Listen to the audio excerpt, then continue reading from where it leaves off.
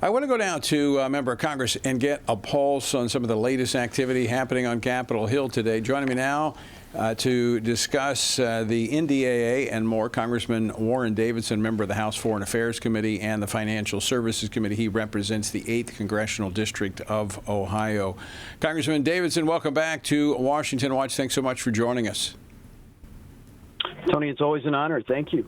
Now, I know the votes are ongoing there. What's the status of the National Defense Authorization Act? Well, there was a holdup on the rule, as you alluded to earlier, just getting it across the finish line. But the bill itself is going to have, broad bipartisan support. But some of that Democrat support comes at a big expense, so it makes it hard for some conservatives to vote for it. Frankly, I intend to vote against it. So, but we'll see how it goes.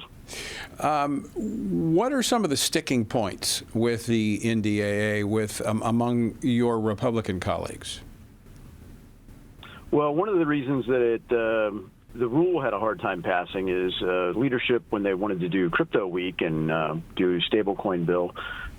A lot of colleagues really wanted to say, first and foremost, let's be clear, we're not going to do a central bank digital currency. So we should be, if you want to talk about crypto, we should be leading with the fact that we are opposed to central bank digital currency. And President Trump's executive order makes it clear that we're not supposed to be doing that. But the Federal Reserve and central banks around the world are continuing to build out infrastructure for a central bank digital currency. And so it's important to pass a law, an enduring law, and as you could see from the news today with the Federal Reserve, President Trump is in a pretty open feud with Jerome Powell. And, that's why a law is really important. So they didn't include that, despite promises to. So some of the people that felt like they had been promised it, in particular, were like, well, I can't vote for the rule. So they worked through that. But nevertheless, it's a good enough reason for a lot of people just on that alone to go against the bill. Yeah. There's ongoing funding for Ukraine, not a ton, $400 million, but, that's more dollars than most of us feel like we should be sending to Ukraine right now. The DEI initiatives are all kind of watered down. There is policy in there that we could point to and say, yes, this is a directional win over what the Biden administration was doing. But frankly, there are some half measures in there, like the service academies can continue to have men train with women so long as they can say, well, women are still like getting the starting slots on the team. I don't know why any of our service academies would do that. In particular, Pete Hegseth just won in court saying that, there's no role for transgenders in the military, so, you're out. Right. So he won on that case before the courts, and directionally, why would people be fighting to get the service academies to do something at odds with current policy within the chain of command? And that's generally the theme is, President Trump has laid out a strong America First agenda, and he's continuing to negotiate with Europeans and NATO member countries in particular. But this bill hamstrings the president and says you can't decrease troop levels in Europe, and you can't decrease troop levels in South Korea. It also protects old legacy weapon systems that people want to modernize. So it's a status quo preservation bill in a lot of ways, and a lot of us ran on changing the status quo. Right. Yeah. Some things are hard to die. But as you mentioned, you alluded to this decision yesterday by the court that the Pentagon has the right to move forward with a policy that keeps the gender confused out of the military. You're a former Army Ranger. This has valid reasons why we don't want individuals like this serving in our nation's military. Yeah, I mean, and fundamentally, when people are going through this, and look, I feel bad if anybody's really wrestling with this, gender dysphoria. I mean, the right place to work that out isn't on active duty. I mean, people are in essentially a permanent non-deployable status while they're dealing with all this.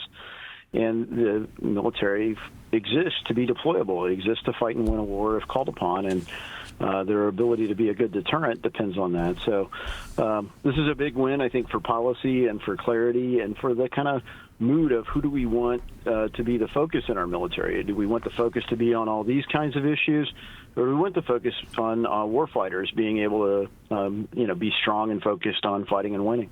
Right. And that's clearly where Pete Hegseth has come in, and that's kind of the momentum that he's built. We have just a couple minutes left, Congressman Davidson. I want to get your thoughts as a member of the Foreign Affairs Committee.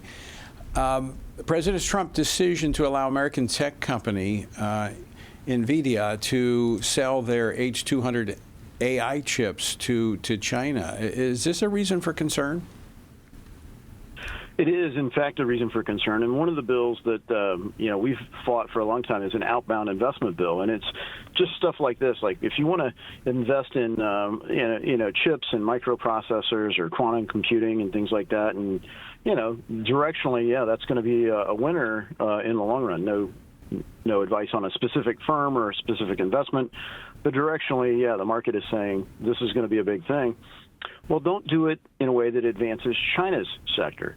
And so the reality is, unless we make it illegal, some people are going to keep doing it. And so there are provisions that go into this Defense Authorization Act that would ban certain kinds of investment in China, but it kind of leaves it open-ended and ill-defined. And I think the language that we fought for in the Financial Services Committee in particular is very focused language and be precise about it. Things like you don't invest in these kinds of companies. And these companies in particular. So I think it's a way for part of President Trump's strategy to negotiate with China. But on the other hand, it is a cause for concern. I mean, this is not just for video games. I mean, the military will benefit from this, the Chinese military. Yeah, and increasingly, it isn't just a direct, kinetic warfare thing that we're dealing with China. I mean, they're working. I was in Mexico this summer, middle of the summer, and one of the officials we were meeting with there were talking about China's influence, whether in Mexico or all through the hemisphere. And his comment was, China's like humidity. They're everywhere. So you got to deal with them. You hear that music. We're out of time. Congressman Warren Davidson, always great to see you. Thanks so much for joining us, and Merry Christmas.